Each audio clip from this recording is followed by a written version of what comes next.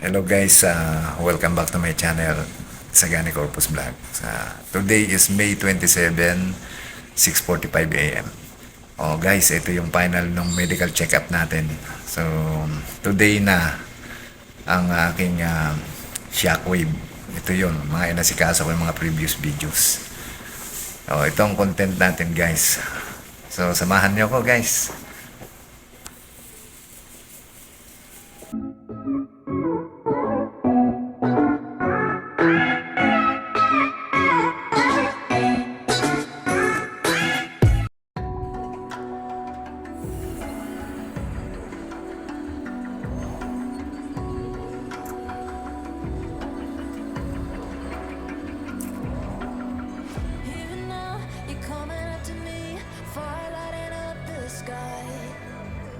Feel the ground shaking underneath, trying to take me alive.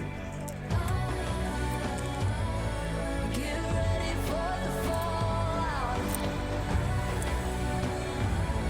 Can't stop me now. I got no rival. I'ma find my way through the blood and pain game of survival. Anytime or place, watch 'em run away. I got none. I'll be standing on my own, never gonna take my throne. I got no rival. Watch 'em run away. I got no, no, no. I got no, no, no rival.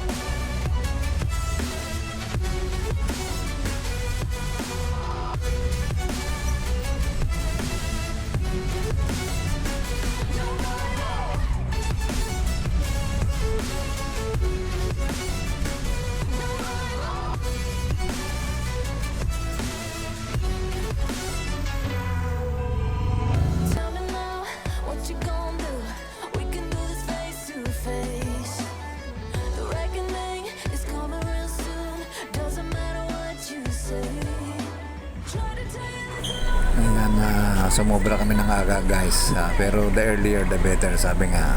So ayan, hindi pa bukas ang sinasabi nating stone unit, pero ako ang una dyan, I'm sure.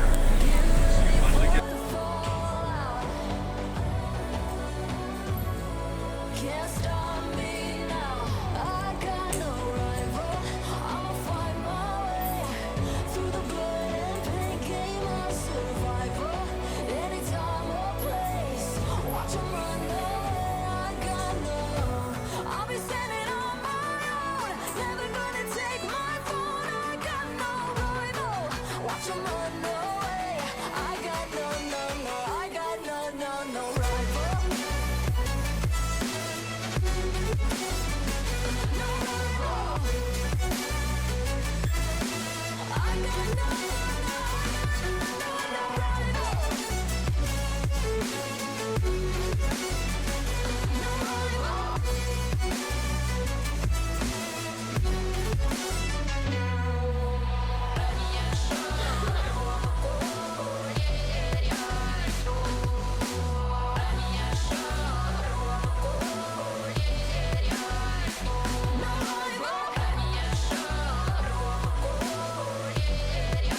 So ayan guys, kasama ko ang aking Junakis. So siyempre kailangan ko ng assistance ngayon. Siya yung aking nursing student. So from now on, siya muna yung aking nurse. So ako ang kanyang patient. So baliktad. So ayan guys, sasamahan niya ako sa umpisa hanggang sa matapos. Tapos uuwi kami ng province after this. So after procedure, siyempre punta muna kami sa aking urologist para makuha ko ano man yung mga proper medication na kailangan ko, take home medicine. Actually, ito naman outpatient. Oh. Okay? See you around! Ayan guys, it's my turn. Tinawag na tayo. So tayo ang unang sasalang. Okay guys, here we go.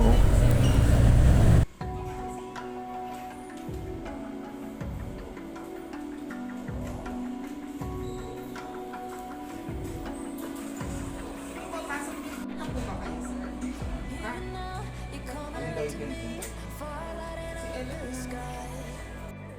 Feel the ground, shaking underneath, trying to take me alive.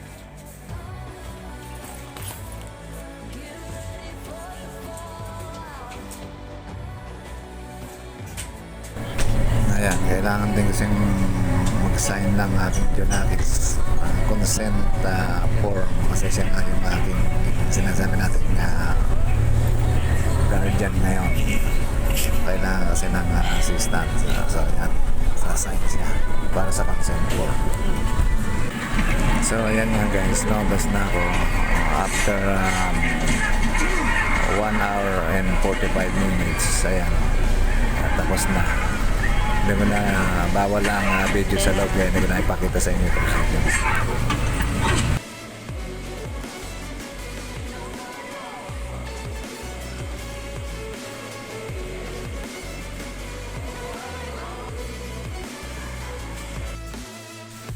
Yan guys, finally natapos. Tapos na ang sinasabi natin siya quiz. Kaya lang medyo broke pa ako. Medyo broke ang katawan lupa. Yan. Okay guys, uwi na muna kami ng anak mo. Okay, dito tayo sa Manila Doctor sa entrance.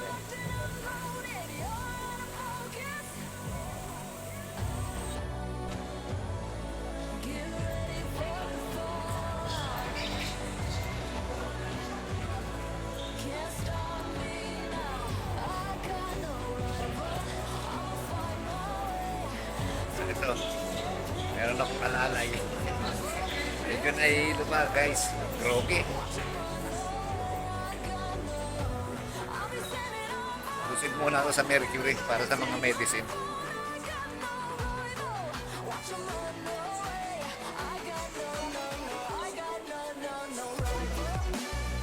Okay, so yun nga guys, tapos na yung shockwave natin. So ilang linggong pagtitiis, pagpiprepare ng procedure ng shockwave. So ayun, natapos na a while ago guys. So yan, dami nating gamot. So may antibiotic, pain reliever, tapos may pang diuretic, etc. etc. So ayan guys, advice ko lang sa mga tulad ko na walang control sa pagkain, especially sa maalat, sa mga laman loob ng mga hayop like baboy, beef o ano.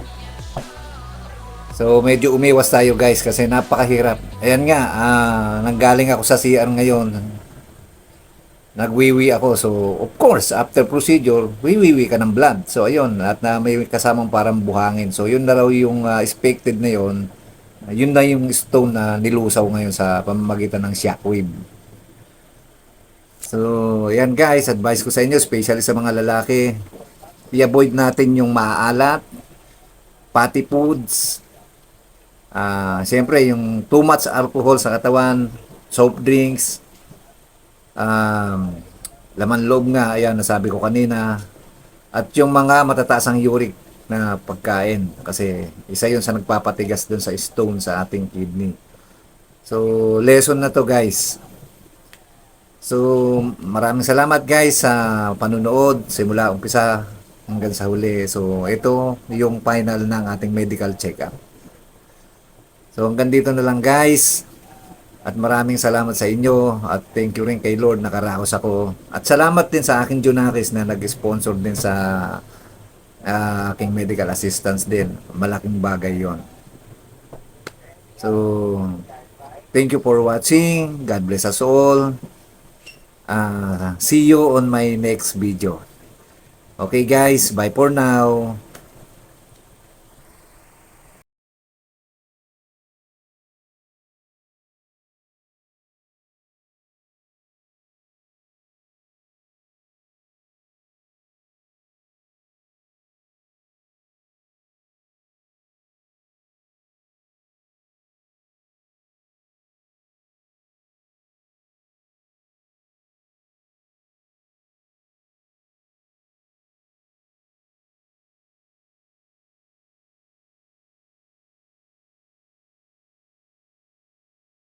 Okay, so yun nga guys, tapos na yung shockwave natin. So, ilang linggong pagtitiis, pagpiprepare ng procedure ng shockwave.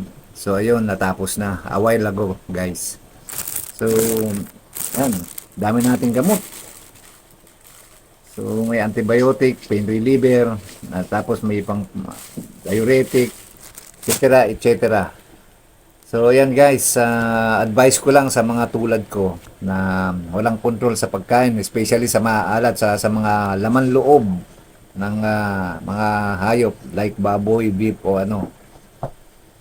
So, medyo umiwas tayo guys kasi napakahirap. Ayan nga, nanggaling ako sa CR ngayon. Nagwiwi ako. So, of course, after procedure, wiwiwi ka ng blood. So, ayun. At may kasamang parang buhangin. So, yun na raw yung expected na yun. Yun na yung stone na nilusaw ngayon sa pamamagitan ng shockwave. So, yan guys. Advice ko sa inyo, especially sa mga lalaki. I-avoid natin yung maaalat, fatty foods. Siyempre, yung too much alcohol sa katawan, soft drinks, laman loob nga, ayan, nasabi ko kanina. At yung mga matataas ang uric na pagkain. Kasi isa yun sa nagpapatigas dun sa stone sa ating kidney. So, lesson na to guys. So, maraming salamat guys sa panunood simula umpisa hanggang sa huli. So, ito yung final ng ating medical check-up. So, hanggang dito na lang guys. At maraming salamat sa inyo at thank you rin kay Lord nakaraos ako. At salamat din sa aking Junakis na nag-sponsor din sa aking medical assistance din. Malaking bagay yon. So, thank you for watching. God bless us all. See you on my next video. Okay guys, bye for now.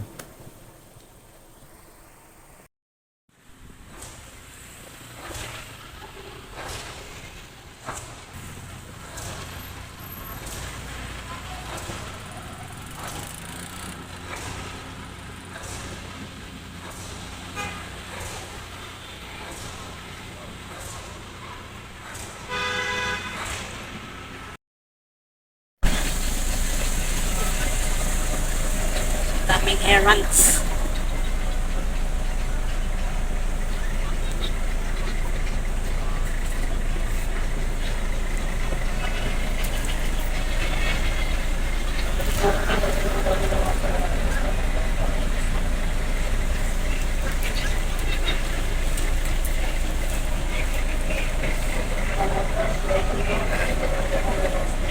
Pagkatapos ng shockwave, diretso ng probinsya guys para dun mag-recover. Siyempre, kasama ko pa rin na aking Junakis. Ayan. Nurse on duty. Nurse on duty siya ngayon sa akin. So, since sa bakasyon naman, so sa akin siya mag-duty. So, sige guys. Hanggang dito na lang muna.